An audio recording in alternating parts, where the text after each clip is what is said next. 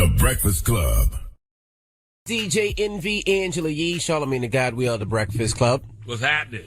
We are broadcasting live from Boston. Eating some nice Greek yogurt this morning with some granola and strawberries. With some strawberries, yep. Strawberries and blueberries is a good antioxidant. Mm-hmm. I think I said that right. Did I say that right, Q? Pretty close. You fake nutritionist? Pretty close. Let's get to the rumors. Let's talk Soulja Boy. It's about time. What's going on? Rumor report. Rumor report. This is the Rumor Report. Talk to him. With Angela Yee on The Breakfast Club. Well, Soulja Boy is now explaining himself. Okay, he went on Twitter yesterday. He said, "I killed the N-word and beat the case. Oh, God. Self-defense. Ain't no snitching. He got smoked. Facts. I'm not the hardest N-word in the world, but I ain't no bitch. Facts. Don't judge me if you don't know the full story behind this ish. Deeper than a rap." Facts. Then he said when Quavo got his chain snatched in D.C., who he called? Me. Man, this ish lame. Real N-words know what's going on. I don't need a publicity stunt. I got more followers than them all combined. Yachty started with me. Shia started with me.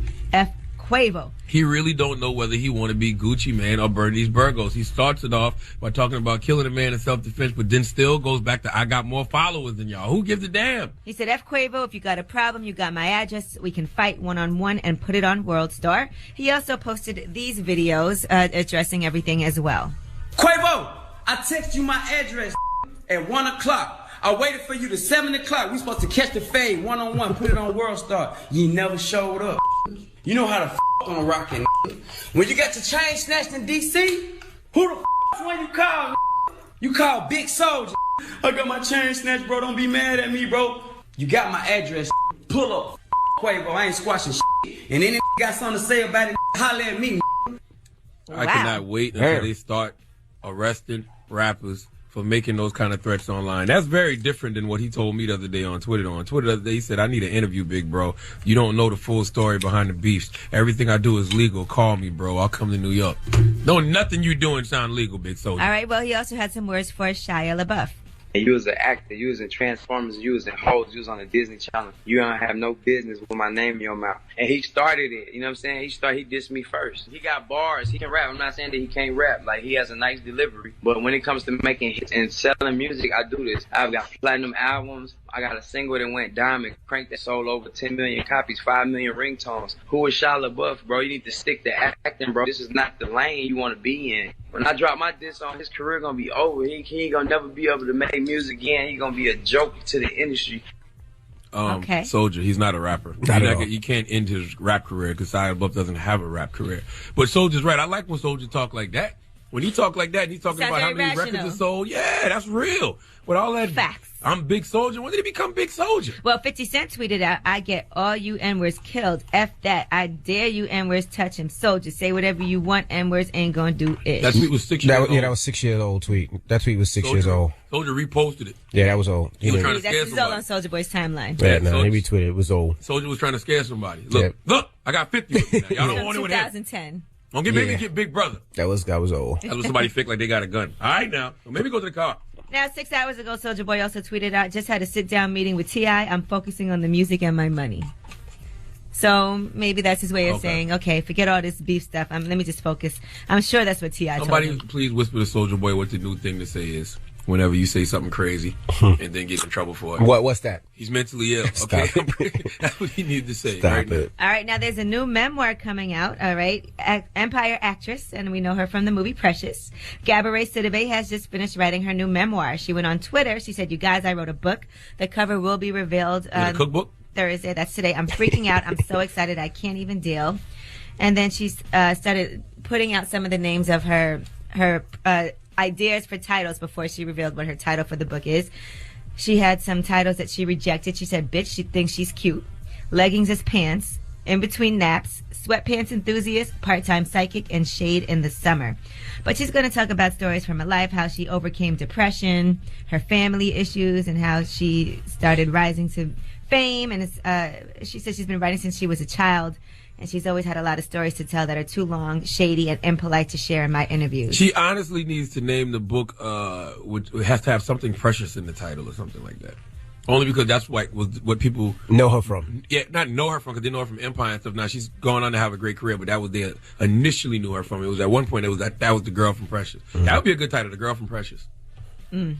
Gabourey Sidibe presents. Well, we don't know what the title is, but we're going to know today. Now, Kim Kardashian and Kanye West, there were rumors yesterday that they're going to get divorced, but they squashed those rumors. They said that everything is fine, and they're saying that Kim has Kanye back at home. He's getting some much needed rest. He's spending time with his kids. He's actually ready to start working again. They're saying that he actually was supposed to be on meds for psychological issues, but he stopped taking the prescribed doses, and that's when things started going left. Also, Kanye feels like right now could be the time that he actually puts out some great music. According to sources, he's comparing that breakdown and stay in the hospital to his near-fatal car crash and his mother's death, and that's when he created some of his best work through The Wire and 808s after those things happened. So he's trying to capitalize off his traumatic experiences, basically. Or basically, his pain. Basically, he's feeling more creative now after something tragic happened, and that's his pattern. Maybe people throw themselves into the music as therapy, as a release.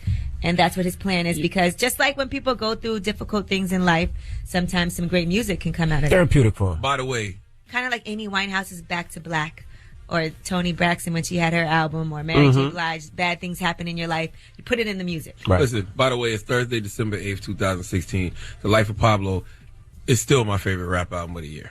I still love The Life of Pablo. That is my number one rap album of the year.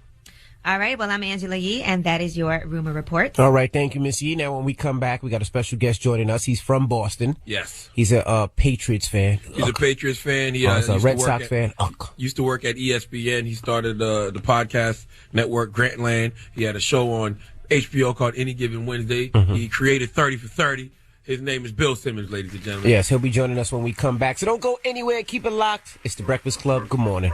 What makes me mad? Ask for the truth, but can't handle the truth. All right? Now tell them why you mad on The Breakfast Club, bitches. Tell them why you're mad. Hello, who's this? Yo, Envy, what's going on? Good morning, Angela. Good morning, Charlamagne. Good morning. Yo, so I want to talk about I know it's kind of a couple days in, but I want to talk about the Tammy Lawrence situation, how people reacted to it. And I know Charlamagne is probably tired of hearing about it, but I do believe that it's important for us to have conversations, which you were talking about. The only thing that I disagree with you about, Charlamagne, is that sometimes you trivialize things. And I know from your angle, you're trying to, make light of certain situations, but sometimes there is no light to be made. Like, you're with someone that's, straight up, serious about their situation, and then sometimes you're talking to them, and then you just make light about it all the time. So I'm angry about that, but I'm not angry about the fact that you had a conversation with her about trying to find out what their outlook is and how they feel about us, and trying to make some way to, change their perspective a little bit. You didn't like the presentation? I mean, the presentation, yeah. You know what? He does it all the time. Like, you have a serious topic that really needs something that's a really serious outlook. And you're not an activist, so, Nope. I'm not expecting you to just be slinging the Bible all the time. But sometimes you make light of serious situations, and then people feel like you don't care. It's not that important. If I didn't care, I wouldn't be talking about it. If I didn't care, I know wouldn't that, be but not everybody interprets it that way, Charlamagne. Like, I might see it and look at it like you're not an activist. Some people really come to you for advice. All right, fair enough. That's his opinion. Thank you for calling, right. sir. I will say this, though. I'm not responsible for people's interpretation, because people's interpretation, especially in this era, is crazy. Hello, who's this? Yo, man, this is G from the Brick City. Oh, boy. Tell them why you mad, bro. Go ahead. You ain't got nothing. Actually, I'm not mad this morning. I was just calling up because the year's almost over, and I just wanted to thank you guys for entertaining me every morning, and let me call up here every now and then and get a little hate off my chest. Well, thank you for entertaining us as well. And I also wanted to let Charlamagne know that he really inspires me. Because for a guy to have no talent at all, he's really come a long way. I mean, I don't know who he gave his butt to, but my God, brother.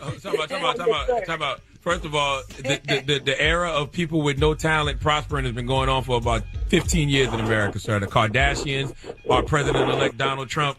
I'm sorry if you haven't figured out a way to come up without no talent. Hey, man, I'm about to quit my job and move to Hollywood. No, you don't got what it takes. Thank you. All right? You don't got what it takes, sir. Okay? Hello, who's this? Yeah, this is Robert from New York, man. Tell them why you mad, bro. I'm mad because, man, I've been going on Twitter a lot, and I hear everybody calling Soulja Boy whack. I be like, Soulja Boy do a lot of stupid stuff, but I be like, he ain't whack, though, man. Like, Soulja Boy know how to write music. That's all I be saying to people. Like, Soulja Boy ain't whack, though. Now, listen, Soulja Boy is what you call whack lyrically, but he does know how to make good songs. That I'll give him. I mean, we can't act like Soulja Boy don't got about 3-4 hits out here. Absolutely. Crank that, hop about the bed, turn my swag on. My joint was Kiss Me Through the Phone. You got joints? Hello, who's this? This is Jack. This is Jack. All right, this sounds like a fake name, Jack. No, I don't want to give my, but I'm mad because my friend, I don't promote the use of illicit substances, whatever, but he took the mushy kind that make him vent his feelings. He keeps calling me, coming to my house, venting about his girl leaving him. Now, he's a man that he gets girl, he does his thing, but I keep telling him, like, yo, shut up, dude, you killing mine, make my friends leave. Everybody he can't stop. I'm tired. I don't know what to tell him anymore. Advice. He's hurt, man. He's venting. He's emotional. I know, but he got to get over it. I've been hurt, too. I've been in the same boat. I did that. But you got to get over it. Sometimes maybe it's not the girl. Maybe you did something that's wrong. Well, he's not over it yet. Even if it is the girl. That's wrong. Even if it is the girl, you got to be like Wolverine when it comes to hurt, bro. Get over it. It's called, you got to heal fast out here in these streets. All right. Thank you for calling, bro. And the best way to heal is to get into some other vagina. Tell them why you're mad. 800-585-1051. If you're upset, you need to vent, you can call us right now. Now, we have Bill Simmons joining us a little bit. He created 30 for 30. He was on ESPN. I believe he's on HBO now. Yeah, that's Boston's own Bill Simmons. Since we're broadcasting live from Jammin' 94.5 in Boston, we decided to get a homegrown hero of y'all's and bring him here. All right. We didn't do the typical thing like go get BBD because we black. Well, all right. Keep it locked. It's the Breakfast Club. Good morning.